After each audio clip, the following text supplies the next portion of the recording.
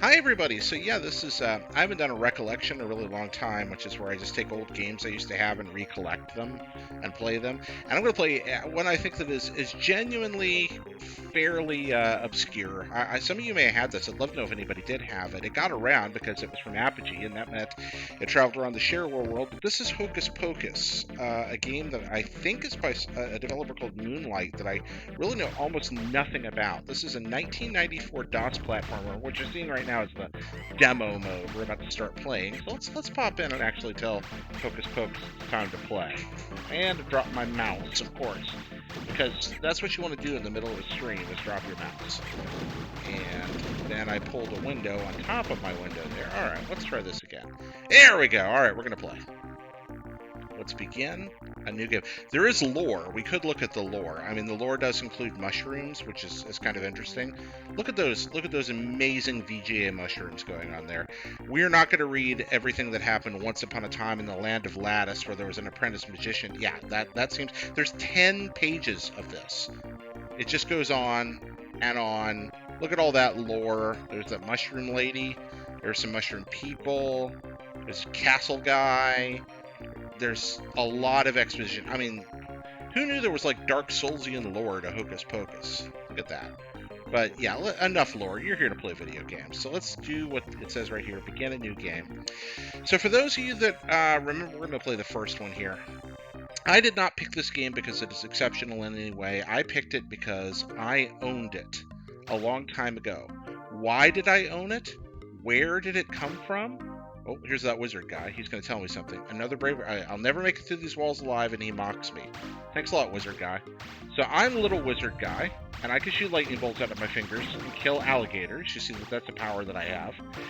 The level design in this game, not particularly good. The graphics, not particularly inspired. The physics, not particularly captivating. It's just utterly unremarkable, but it's a game I had and a game I played. From whence did I... Oh, yeah, look at those beautiful floaty dodges I'm able to pull off there as I get shot in the face. I'm already at like... Oh, there's another mushroom. Mushrooms, big thing in this game. I'm going to stand off here at the edge of the cliff and pound these guys with lightning bolts.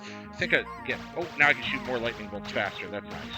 And so, yeah, this little game here followed up in the tradition of other better DOS platformers, like Commander Keen, for example, something like Arctic Adventure, things like that. Hocus Pocus came along in that late SNES era when there's better-looking games to play in other places, and it was one of those games that I think people that used to own old home computers will remember, a game that you had and you had no idea where you got it. Did any of y'all ever have that? Games that you own, you're like, I don't know why I own this game. I don't know where this disc came from. Did it come with my computer? Did someone buy it at a flea market? Wow, I am getting my butt handed to me with impatience here.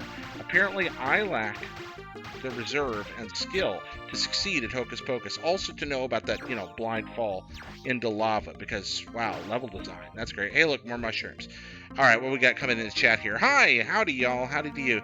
DOS exposure includes Jazz, Keen, Jill, Raptor, Word Rescue, Alien Card. Yeah, Apogee Classics, all. Lightning Bolt, exactly. So this is a game that I owned, and I don't know why. I don't know where I got it. I don't know who made sure that it was a part of my life, but I had it, and therefore I played it. I played it with my Gravis gamepad. I had better games to play. I had X-Wing to play. I had Civilization to play. I had good computer games. And yet I gave time to Hocus Pocus. Why? Well, it's colorful, for one. I mean, it is, it's hardly gorgeous, but it's kind of interesting looking in a sort of a dopey way. You do shoot lightning bolts. It has lots of mushrooms, as we've noted before, and I like mushrooms. Also jewels to collect, but it seems to be sort of inspired by that. All right, so we figured out how to make action games on DOS finally, but we don't know how to make level design good yet. To understand some of this, you got to understand a little bit about the technical limitations of DOS, and that I can babble and talk about for a minute in a semi-informed way. Long ago, computers in the United States, PC-based computers in particular, were not used for playing action video games very often. They were used for point-and-click adventure games. They were used for text adventures. They were used for puzzles, and they were used for RPGs. And if you had a computer with specialized video hardware, like the Commodore 64, or the Amiga, the Atari 800, the Atari ST, one of those, then yes, you did get to have more actiony games. But if you had a DOS PC, which eventually became the most popular PC in the United States after the C64 mania ended, well, you were kind of out of luck for good quality scrolling games. And the reason for that was pretty simple. Good quality scrolling games were really hard to do on DOS. They were so hard to do because the hardware wasn't designed for it around the PC. There really wasn't for a long time enough RAM, enough memory available to the video processor. Oh, look at that. I got all the crystals, and I think I had a secret I could have gone to, and I missed it there. Oh yeah, Gravis Gamepad, man, that was the way you played your games. All 4 buttons and that terrible, janky controller. But anyway, I digress. So you didn't have the memory in the particular video processors that were common on DOS at the time, but you also didn't have any hardware that was really dedicated to getting the most out of a scrolling situation. The C64 had hardware scrolling built in, so did some other computers, or they had clever ways to get around it. And it finally took a brilliant young programmer by the name of John Carmack. We've heard of that guy before. John Carmack, he of Doom and Wolfenstein and Quake and Oculus fame. John Carmack got his start on PCs by being the person that figured out how to do smooth scrolling on a PC without additional hardware. He took the EGA 16 color graphics display and said, for EGA and VGA, the slightly more powerful one, I can create a way to buffer the memory in such a way that the display is redrawing only the parts of it at a time that are absolutely essential between frames, and I can automate that process so the computer doesn't use a lot of resources keeping track of that. And I can draw screens outside of what's visible and feed that in pixel by pixel, and voila, software-based smooth scrolling on hardware where it hadn't seemed possible. That was first shown off in a piece of software that was unfortunately never released called Dangerous Dave and copyright infringement. It was created by the original id guys, John Carmack as well as John Romero, and it was a port of Super Mario Bros. 3 for the PC. They did a demo of the first level. Indeed, John Carmack has released video of this demo finally. You can go and watch it on the internet. He's put it out there where you can see it. Do I have to take damage to get past here? I can't remember. Oh wait, look, there's a way through. Let's do it this way. Hey look, one of those crystals I'm after. So they used that technique, took it to Nintendo with the story goes, with the intention of seeing if Nintendo wanted to put Mario 3 on PC, and Nintendo was like, nah, not really, I don't think we want to do that. So instead they created Commander Keen, and then they followed that up with some other games, and you had the Dangerous Dave games, you had all kinds of wonderful things going on, and then everybody else learned the technique because Carmack had pioneered it, and then that's how you ended up with games like Hocus Pocus, where they're like, well, these aren't all that hard to make anymore, let's just go ahead and make a buck. Oh my, I fell in a hole. Look at all these magical things going on. This wizard's going to say something mean. I hope you found the secret treasure room containing the golden goblets. You should have found it by now. Thanks a lot. What a jerk. Okay, so I'm babbling a lot here. Talking. Hi, everybody. Thank you so much for coming by. I'm curious, all of you, I don't know your background at all. I'd love to know what the first 2D platformer you ever played was, whether it's a modern 2D platformer in Metroidvania, whether it's something from the classic era. Anybody in the chat that wants to, I just really like to know what the first one you played was. The first 2D platform you ever got your hands on. Like I said, this is an example of a bad 3D platformer. But like many video games I had when I was a kid, and didn't have a lot of any, I played anyway because it was around. And by kid, actually, I mean teenager. So, I guess I just didn't have an excuse. But what was the first? The very first was Jazz Jackrabbit. Holy cow. Cliffy B's classic. Jazz Jackrabbit. One of the first things. Yeah, actually, if you, I might put on Jill of the Jungle later. There's a pretty interesting little thing with that too. Bubsy for the Genesis. Oh wow! Did you like it, or is it something you played as a kid and liked then and didn't like now? Or like I said, I would, back in the day when you didn't have a lot of channels, you would hate watch things on TV, right? I didn't like the Brady Bunch, but when cartoons were over, I watched it because it was the most colorful thing on. And it was better than at the time. I was like, well, I could do that, or I could go outside. Who wants to go outside like a chump? So I didn't do that. and so you just kind of hate watch things and you hate played things. I played Infiltrator on the NES forever. That game is not good, but I played so much of it. Why? Because I had it, and I played a lot of this. Hocus Pocus. Played through all the episodes, I believe. Remember, oh, fell down there. What do we got here? Anybody else? Somebody said Pitfall Atari. Yes! Now, that's actually a good one. Jazz 1 and 2 would make great Switch games. Get on it, Epic. I agree. Jazz 1 and 2 would make great Switch games. Pitfall for Atari. I love Pitfall. David Crane, the guy who made Pitfall, I can tell you a few facts about that dude. First off, good card player. I played poker with him once. He cleaned me out fast. David Crane is a really good card player. Also, really nice guy. And he and his friend Gary Kitchen, I got a chance to meet when I was at IGN. David Crane, of course, made Pitfall and Pitfall 2, as well as A Boy and His Blob, Ghostbusters, a few other things. Gary Kitchen made Keystone Capers. Gary Kitchen's Game Maker. He ported Donkey Kong to 2600. A lot, just some really talented, fun folks. Boy, I'm talking a mile a minute here. I am a terrible streamer, so have I bored you all to tears yet? I need to know. Like, I understand this is not the most exciting video game in the world to watch. Oh, look, Falling in Lava. Always fun. Hey, look, 2% life. Sure, I can recover from that, right? We're going to be fine. I'm going to try to climb up these. I do want to point out that I am kind of bumbling around, but also not exactly the smoothest controls here. Precision, not necessarily Hocus Pocus's strong point, so I am gonna plead for your mercy there. I also wonder if, oh no, now the question is, like a lot of old games, was I supposed to be saving as I went? Probably so. Is it going to make me start all the way over? Checkpoints not, no, oh, look at that. Something like a checkpoint. Oh, it's the beginning of the level, but still, it could have been worse. Okay. What's going on here in the chat? The handling is very rich. We got working levels of quality. Nah, we're still here. Well, thank you. Oh, Toe Jam and Earl. Oh, I love me some Toe Jam and Earl. No, I'm great with that, which was almost like a Toe Jam and Earl, kind of got a roguelike thing going on to it. Which I really like. Super Mario 1 in 92, 96, Dad took us to the family room in the basement to show us Duck Hunt Mario Bros. Kart. Did you like it? I mean, that's not a bad introduction at all to platformers. Holy crap. Speaking of platformers, how about that good 3D platformer news today? Getting the Mario 64 back.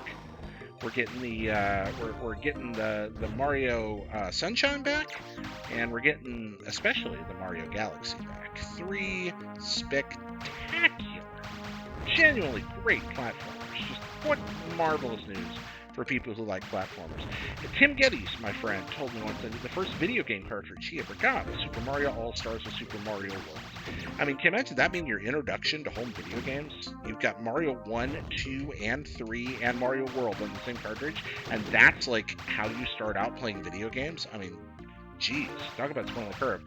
Let's see, what do we got here? Skip Nintendo entirely got a Switch, but I went back for Mario Odyssey. Good man. Well done there. I missed out on which Mario. Okay, so somebody's asking which Mario Galaxy game is better. Great question. All right, so here's the answer as best as I can tell it. The first one, when it came out, was just mind-boggling. It was so fresh. It also has way more story elements to it, which in a Mario game don't sound all that cool, but they're actually kind of neat the way it's laid out. There's a really neat hub thing, and there's the way you explore levels is really interesting and well presented. It's got a sense of wonder and an incredible soundtrack, really great level design. But if you're just talking which levels are better, you definitely Galaxy 2. Galaxy 1 is spectacular and a little more magical, but Galaxy 2 is like, hello, this is a freaking workshop on how to make great platformer levels. So, I mean, there's your answer. I hope that helps. Alright, let's see. Didn't we fall through the floor over here earlier? Oh yeah. No, I love how the enemies just appear out of midair to kill you. I mean, that's always an enjoyable mechanic in a game, right? Did I go the wrong way? Or is this the way I went before? I don't know. Anybody remember which way I'm supposed to be going? Let's see. Oh, turned off. It's a DOS game called Treasure Mountain. That is not familiar to me. Tell me about Treasure Mountain. I want to know about that. Let's see. Yeah, you're gonna love. Yeah, oh yeah, I can't speak to that. Let's see. Somebody's asking about the remake of Toe Jam and Earl. I have not spent the time with the remake of Toe Jam and Earl that it deserves. Have you? I'd love to know if it's any good. because I really do like ToeJam and Earl both a lot, and I have not been as vigilant at catching up on neat projects like that, so I'd really love to know. Uh-oh, somebody else popping on here to say something. Oh, we got, this is a good spot to, I'm going to stand here for a second. I don't think anything's going to, like, something walks on the screen to kill me, let me know. I'm going to stand here and shoot lightning bolts for a second while I read the comments. Oh, that's a very nice thing to say, so thank you. I just like to ramble on these. I don't stream often. Hi, Juicy Loose.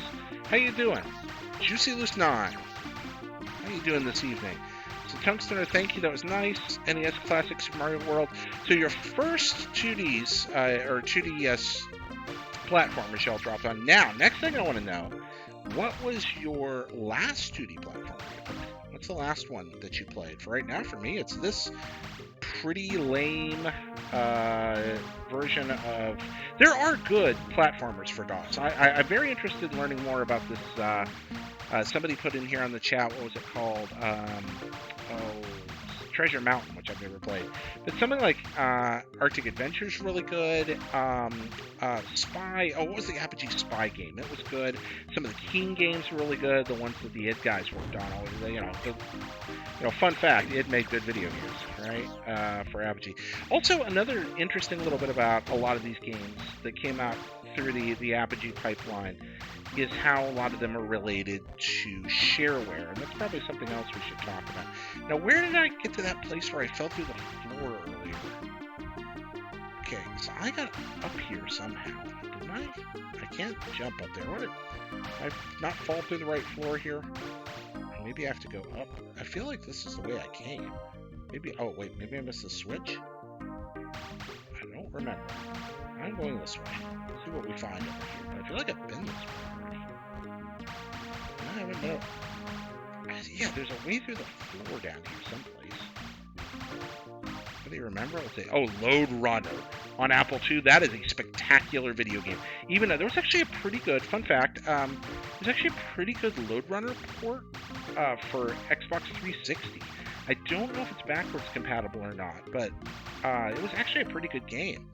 See, I'm looking down and seeing that, and I'm like, oh, there we go. I just fall in that hole that I jumped over for. Wow, I am the worst. Sorry I suck so bad, though. Didn't mean to. Let's see what I got here. Oh, Kebab says, Treasure Mountain Jumpstart game for kids. Oh, that sounds kind of awesome. Wow. Oh, Sonic Mania, somebody said. What do we got here? And James says, I actually love Super Mario World. It's really good, but Mario 3 is better. No, Mario 3 is better. You are one of the right-minded people, James. Justin Davis and I used to have this argument at IGN all the time. Mario World is great. Mario 3 is better. And again, they're both masterpieces. It really is just two different philosophies of game design. It's which one you want more.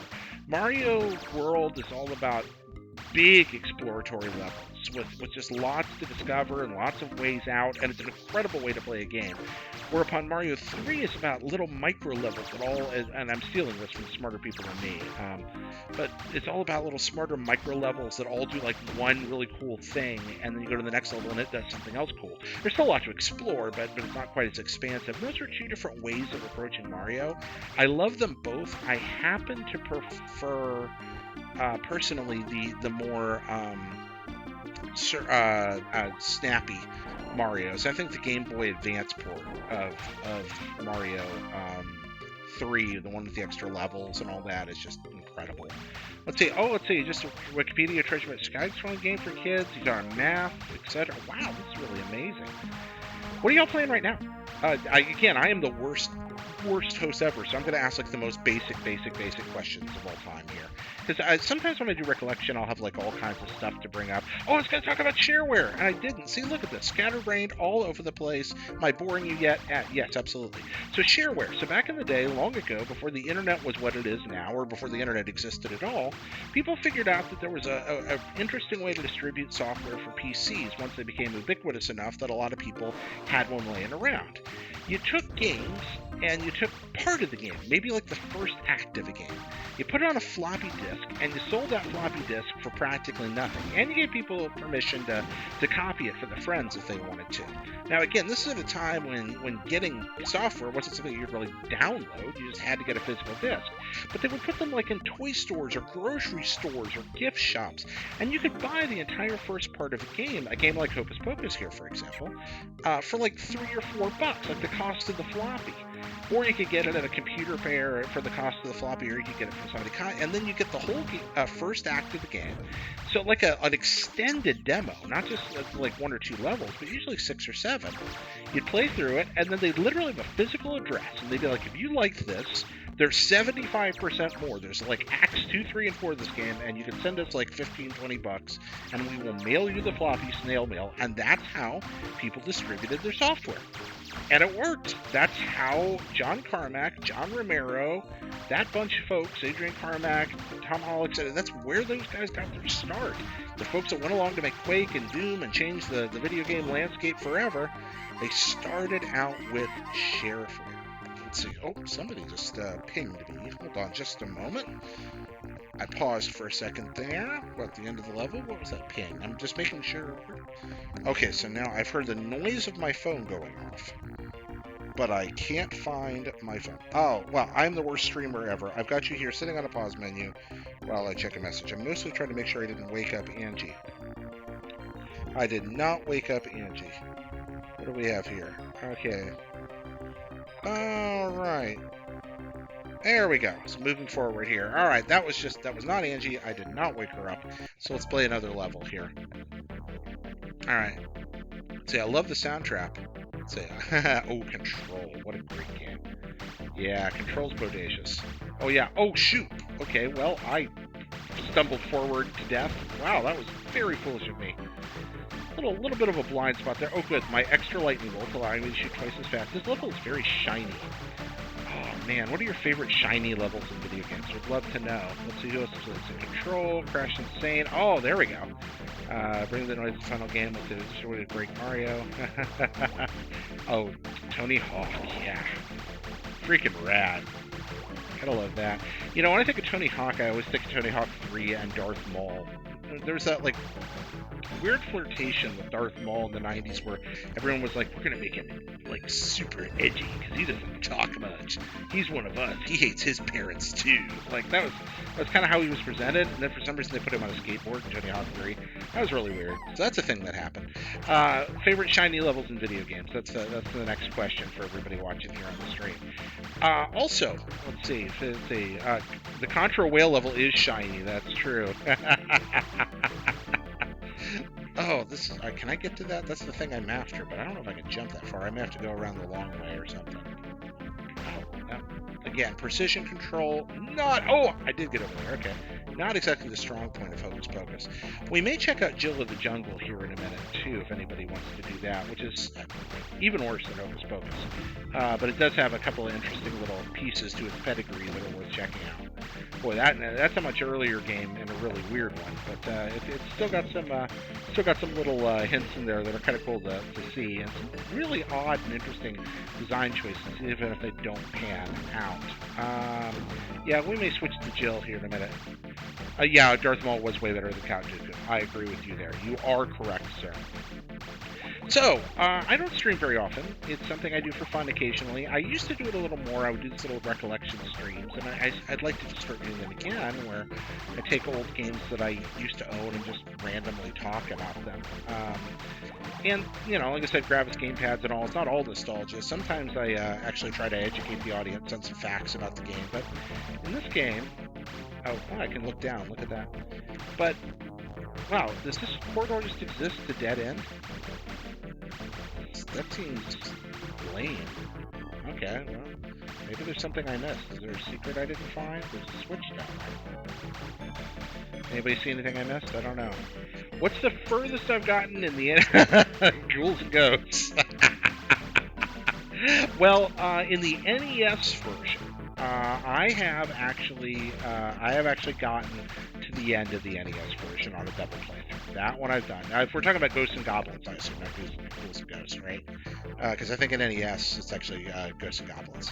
But yeah, I have gotten through that one.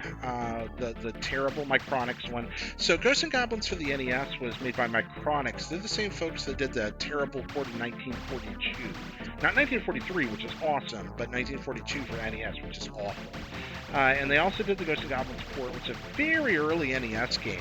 One of the first NES platformers after Mario, and it is still fun. It's janky. It always feels like it's on the edge of collapse. Like the code's just gonna. Oh look! I love it when enemies materialize next to me. That's great.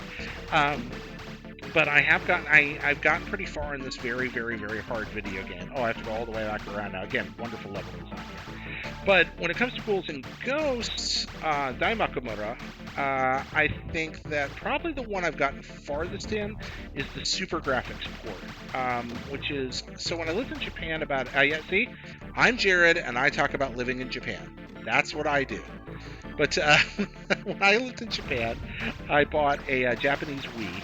And on the Japanese Wii, you could play Super Graphics games. The Super Graphics was the ill-fated super version of the TurboGrafx 16 or PC Engine.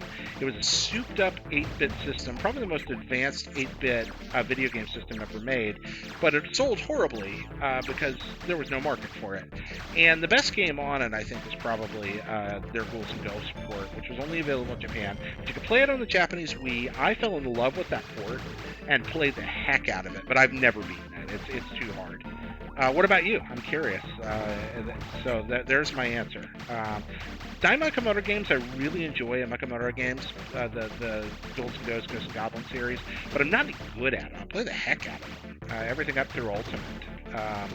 It's actually one of the. I like how punishing they are in interesting ways. There's something to the sadism. Wow, this is a game about shooting things that run at you. Look at that. Okay, so I'm gonna. Can I pause here? No, that's not pause. Pause is probably escape, but I'm gonna die here in a second. I'm pretty sure because I'm not being careful. You know, you get all this. Oh my gosh! Yeah, that's fair. Ah! Oh gosh! Oh, and a guy's gonna materialize behind me again. Oh yeah, I exploded. There we are. Okay, so hey, Bonk's Adventure is good. Bonk's Revenge is better. But there we go. So let's see. Way too much getting past level 4. Yeah, that game's great. I love it. I just start screen, but not too far. That is video. Hey, thank you for stopping by. I appreciate it. Down some classic game streams. They can be fun. Yeah. So what can I do to be better at this? I mean, there's good streamers, there's bad streamers, and I know I'm not one of the good ones. I've seen the good ones, but qualifying what makes a streamer good is it's hard to get your head around. So I'd really love to know. Now your screen may go blank for a second here, because I'm actually going to boot up Jill of the Jungle. So if the screen goes blank, I'm still here. I'm going to keep talking. If I suddenly vanish, I'll find my way back into the stream here in a moment. But I'd love to know what I can be doing better, besides, not making a stream appear. I suppose I should throw a card up on OBS, but, that would be far too professional unless I have something I can throw up there. I don't think I have any non-copyrighted images sitting on my desktop that I can just throw on there. Let's see what I've got here. No, that's not going to do it. Looking around for a second at something I can throw on the screen. Let's see. Oh wait, here we are. I'll throw. Look at this. We'll just throw an ad up there. Hey, look. Let's put the Top 100 Games Podcast logo up there for a second while I switch out games. All right, hopefully y'all can still hear me. That's probably disappeared, but sound's probably disappeared, but we should be good to get this running in just a moment. Again, hardly a professional. Hopefully y'all can still hear me. It looks like you can still hear me based on everything that I see here. See, graphic mode set up. Let's get this to behave itself. And there we go, there we go, there we go, there we go. Let's see. All right, let's see. So we'll look at the we'll go full advanced Jill. Let's go with Jill 3.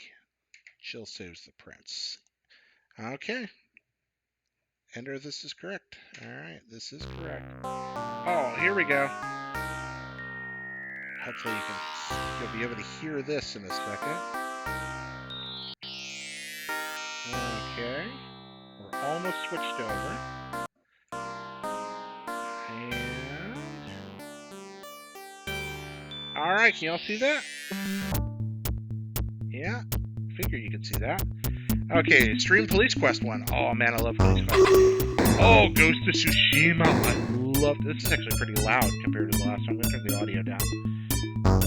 Ghost of Tsushima was bodacious, and I am still wandering around Japan doing stuff. I really enjoyed the game a lot. Oh yeah, I'm turning it down. I'm turning it down right now. Let's see, just... There we go. How's that? A little better? A little better, everybody? Hopefully not blowing your speakers. Still loud? Still loud? Or is it down? Okay, good now. Alright. Police Quest, way more than I do when I talk a lot. Let's see, Wing Commander on floppy. Am I talking too much? Y'all? Let's see. Play old games, talk about them with... Y'all are sweet. You're very kind. Cuts too quiet, but preferable to before. Okay, output sound going up a little bit now. Yeah, alright, so this is Jill of the Jungle, or actually this is Jill 3. It's a little more advanced. The Jill games are, well, again, people were just really glad to have video games on, DOS that were platform-like, because as I explained earlier, it had been almost impossible to play these kinds of games on DOS for a long time. And as DOS computers became more and more widespread, and things like the Amiga didn't keep up in terms of... so the Amiga was so far ahead for so long. It was just an amazing AV machine, but they didn't upgrade it very much. And when they did, they didn't market it well. And so when that became more obsolete, when the C64 became obsolete, DOS didn't. It had lots of colorful hardware, but it couldn't handle fast graphics until, as we talked about earlier, John Carmack figured out a way, and then everybody aped him and followed up. And when they started making games like this around the same time, it started making things like, Wolfenstein and Doom, and the rest is history. All right, I think we got enough going on here. Let's take a look at the chat now. Okay, we're gonna play a video game because right now you're just watching a demo. So let's hop in here, play some Jill of the Jungle, shall we? Well, hopefully we're going to hop in here and play Jill of the Jungle. Uh-oh. What's happened? Did I calibrate my joystick? Let's see. Should have had my joystick calibrated. So this is one of the fun things about old DOS games. Oh, it's working now. Okay, good. Alright, yeah. There we go. I'm going to get my mouse off your screen there. Alright, we're going to play this game. No, we're not playing keyboard here. Alright, so here's Jill. Here's how Jill jumps. So that's useful. Now, Jill's lack of precision, I'm going to be frank with y'all, makes the Hocus Pocus guy look like a ninja. Jill just sort of bounds around. You were talking about Ghosts and Goblins earlier. She maneuvers about as bad as Arthur does in Ghosts and Goblins. She does love delicious apples. And Jill of the Jungle's level design, not all that much more inspired than Hocus Pocus, but at least we've got a little more interesting wraparound, and it's not quite as open here. Now we have Jill's very interesting weapon, her knife. So Jill can hurl her knife, and it'll come back to her. But it doesn't come back flawlessly. If I get in the wrong spot, it'll eventually miss. But I can also do kind of cool windmill throwing star stuff with it and get it to arc around, and that is kind of handy. You can't duck and fire at the same time, though. Jill's down is not... See, it just lets her look down, so you can't duck and shoot, and a lot of the enemies cheap at her on that. I swear, like, there's the evil crab from Mario. So I threw the knife, and this time it just decided not to come back, because it fell in a spike pit. Because, that's something that can happen. I would love to have a knife to fight this giant ant, but it's already fallen in a spike pit. Yeah, Jill 1 did not have a map. Jill 3 has a map. We're in advanced Jilldom now. We may take a look at Jill 1 earlier, which is even more primitive. But we don't have a knife anymore. We lost it in a hole because that happens. Will we find another knife later? Who knows? I said there were some interesting things to check out in this game. We're going to talk about that here in a minute, but right now, I think that'll make itself apparent when we die. But, oh, there we are, getting up there. All right, we're returning to the jungle map. Well done, Jill. We have survived the tutorial level. Okay, I'm going to ask y'all, do I go right or left? Right or left? First person to answer. First person to answer, right or left? I'm going to stand here. Which way are we going? Jill's wandering the map. She's lonely. She's lost. Left. All right. Well done. And Jill roams through the village. What will take place in the village? What exciting things might... Oh, knives. Okay, there are knives in the village. Okay, there's this kind of bird thing. There we are. Hey, look at that. We killed it. So yeah, the knives kind of just do their own thing. They follow their own will. Eventually they give up and just fall down, so you can lose them. And then, you know, sometimes one just lands on the ground and you can't pick it up. So, you know, weird. Maybe I have too many knives. I don't know. You know, DOS. I can at least throw the knives in the air. And see, I can use them by angling them in a very crude... It's sort of like using the windmill throwing star in NES Ninja Gaiden, except redonkulously imprecise. We're just going to let that guy go. He's not in our way anyway. All right, we're going to hop up here. So, you look at this and you go, why would anybody pay money for it? Well, most people didn't. I mean, people did. There were some folks that would get hooked on one of these and they'd be like, well, it's only like 15, 20 bucks for the whole game. Oh, that's me taking damage. If it's only like 15 or 20 bucks for the whole game, why not? Why not do it? I can afford that. Oh, what is it with devils? Okay, so far we've been fighting. The last game had a devil too. This is Satanism. Actually, Satanism was pretty popular in DOS games because oh! Look at that gruesome death. Did you see how she died? How awful that was? So, that was another thing. Like, consoles had sensors. Consoles had standards of what was and wasn't appropriate on the platform. PCs didn't. So you could have all this really bloody stuff in your PC games, like, say, you know, eventually by id, Wolfenstein and Doom. So did I hurt him with that? I have no idea if that actually damaged him. I threw 3 knives through him, lost 2 of them in the process, and I have no idea if I actually hurt him. Why? Oh, why am I trying to climb up here? Why am I so dedicated to this? This guy is... Oh, man. What a jerkwad. I hope we can kill him. Is this strike... Are these knives hitting him? I don't... Maybe demons don't die from knives? I don't know. What? He just went that way, so I'm gonna wander back over here. So, you know, not the finest of video games, definitely. But, you know, a lot of us got these for like $4 and we played the first act, and that was that. So I'm going to take a look here in a second at the chat. I'll take it to the top of this tower. I haven't looked in a little bit because I don't have a fancy streaming rig set up. Now, what did I take all that damage for? An apple. Well, that sure was worth it. I'm going to stay up here. I miss the giant box PC games. Yeah, I do too. Actually, Limited Run Games sells box DOS games now.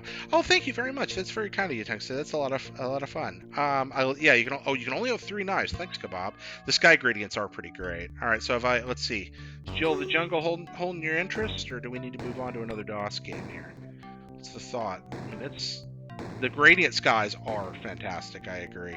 All right, so I can climb these chains. Do little micro jumps. Now again, oh, well, that didn't go up. Where's this? Are there like hidden doors I'm missing or something? This seems... Why did I just do that? Okay, there's a ball. Can I kill the ball? Someone tell me if I can kill the ball. I don't have Hugo's House of Horrors. Oh, I killed 2. I'll try to get it before next time. Oh, there we are. Okay, I guess it's just... Oh, these are just things I have to avoid. Okay. So, you know. Unfortunately, not quite Nintendo-level creativity with the obstacles you face. I do like that, like, Thor's Sacred Hammer, my knives returned to me. I love video games where your weapons return to you. I mean, that was half the fun of God of War. Spoilers, things return to you in God of War. Oh, look at key. You gotta have a red key in a game. Alright, let's see what we got over here. I don't think no, I can't reach up there. Jill is, oh, see, that's what I'm talking about. If you design a video game, don't throw crap like that. Like, the first playtest should have revealed that. That's not something you want to have. Oh, now I'm outside. Ooh, exciting. What do you think? I'm gonna die in a deadfall here? Oh, these apples hopefully will restore some of my life. Alright, that red key I got, what door did it open? Probably have to go all the way back through the level. What do you think? Anybody have a thought on that? I know it's fairly late. So, let's see. Y'all want to switch to a different... Okay, tell me in the chat. Switch to a different Jill, switch to a different game. What are we doing? Are we going to try Jill 1? Or do you want me to load up another DOS game here? Before we get off, I'm going to show you something, regardless of. We're gonna let Jill die here because I do want to show you something when she loses all her lives. She dies horribly there. Okay. Oh, that demon guy is still over here. And we're gonna die horribly. Come on, demon guy. All right, this should be our last life. No, we've got one more. Come on. There we go. All right. Oh, come on, die! I want to see the message. Oh, well, that's the door. Yeah. Okay. Let's see. How many lives did I get?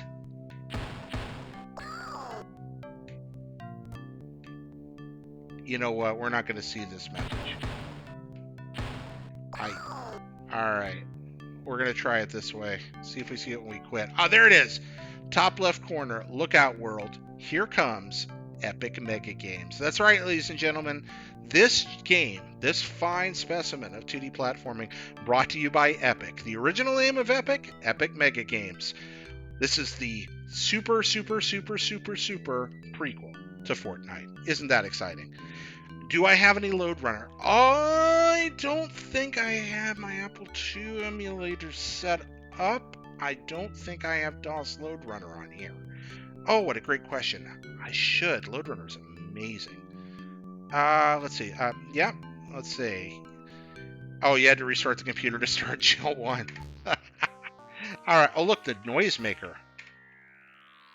If you enjoy this, you won't want to miss Drum Blaster, our room-shaking sound effect Meier. Okay, we're gonna make some noises.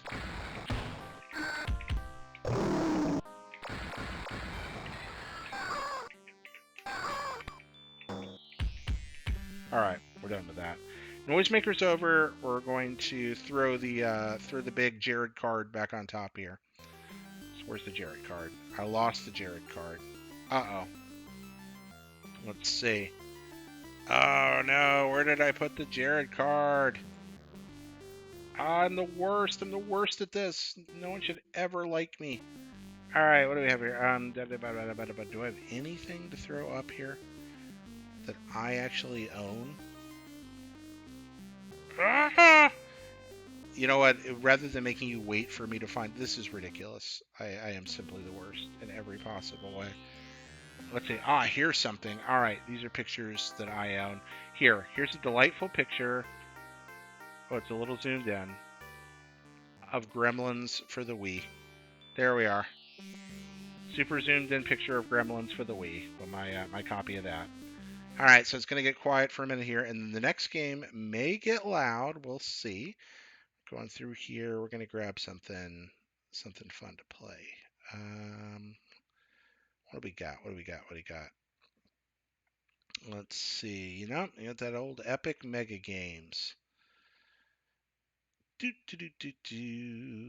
Looking through these. Oh, yeah, you know what? We'll play a little of this. So this isn't the best version of this game, but it is a good one. Relatively. It's an okay one. And it's a game I really like, and I think you might have fun seeing it for a second. So give me a moment. It's going to take a second to start up. And go back around to this. Good. We got our window set up right. Okay, let's get rid of this guy. Don't feed it. It's after midnight on the East Coast. That was funny. Ladies and gentlemen, my uh, all-time favorite video game. And this is the DOS version, the 1987, I believe. DOS port. I think we'll play it in Tandy 1000 because I did love my Tandy. I had a Tandy back in the day. So we'll play it in Tandy 1000 graphics. Drive configuration. Ooh, 2 floppy drives. And we have a joystick. Hopefully it will recognize it. Here we go. Let's calibrate it. You always had to calibrate your joystick back in the day. Lower left. And oh shit, I did it wrong. Well, I just broke pirates. So let's not do that. Let's start that again. Hold on just a moment. I blew it up. Well, that didn't work out well, did it? Let's see. Sorry. For all 3 of you left, I apologize for the stupidity. Oh my gosh, I'm the worst. Okay, let's try it again. Let's see if I can find a way to do this where I don't break everything. Second time around's the charm. Okay, you can see it again. Doot doot, doot doot. Okay, we won't do Tandy. Let's try EGA. So we have a joystick, fire button, upper left, upper right, lower left, lower right. And hopefully the game loads correctly this time. Usually I don't have any problem with this in DOSBox, but we'll see. There we go. All right, starting a new career. So this is Sid Meier's Pirates. The best version, yeah, with the exclamation part. That is part of the. That's definitely. Let's see, that's definitely the best version, the NES port that Rare did. Actually, yeah, Rare ported Pirates to the NES, and it's a superb. Rare made a lot of NES games. Fun fact: they were originally called Ultimate Play the Game, then they were called Rare Coin It, and then finally they were called Rare. But it's the same company, and they made 60 games for the Nintendo Entertainment System. 60 games from one British studio. And then went on, of course, to become Rare as we know them today. This is not the Rare version. This is the DOS port of Sid Meier's Pirates. And we're going to start a new career. We're going to, yeah, let's see. We'll select the 1660s. That's a nice, fairly easy and crowded time to be a pirate. Oh, exciting DOS speaker music coming through there. Yeah, so that's fun. I don't know if that grated your ears too badly.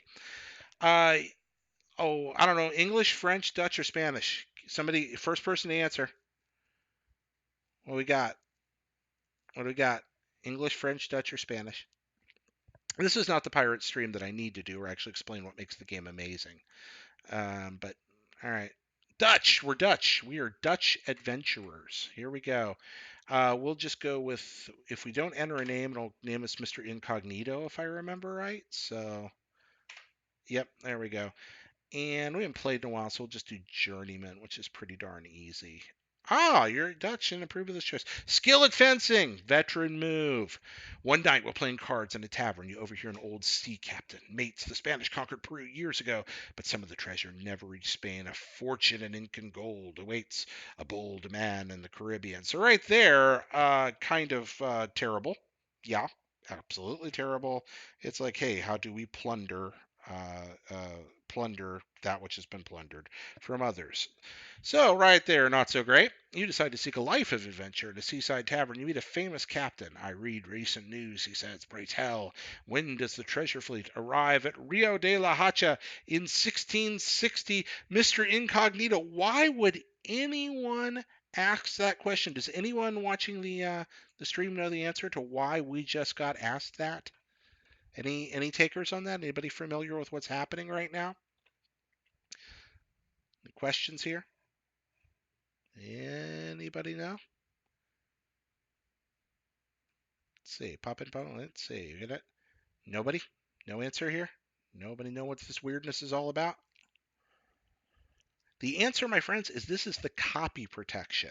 When you buy this at GOG, you also get the cheat sheet. Back in the day, they knew people could copy discs very easily and pass them around. They wanted to make sure you bought a copy. So they would put all kinds of obscure codes in the manual that you would have to look up to play the game. So what it's doing is having me look up a chart in the manual that says the Treasure Fleet, Rio de la Hacha, 1660. I have that cheat sheet because it comes with the game, and I tell them that it arrives in early October.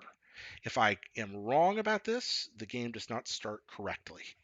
And so there we are. So that's some pretty primitive copy protection.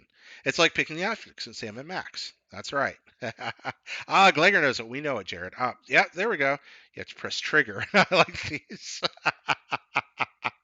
I like that. So, all right, so here we are. Now we're fencing with the enemy captain. All right, so I'm probably not doing the best idea of explaining why this game rocks.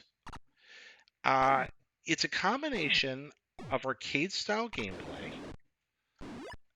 with very, very accessible mechanics, and a giant open world sandbox. That hasn't become apparent yet, but what we're going to see when we get past this very janky sword fighting scene, one of the things I love about the NES version is instead of the sword fights being like, it's all super smooth and actually kind of stylish and very strategic, where upon this you sort of feel like you're just beating each other with sticks.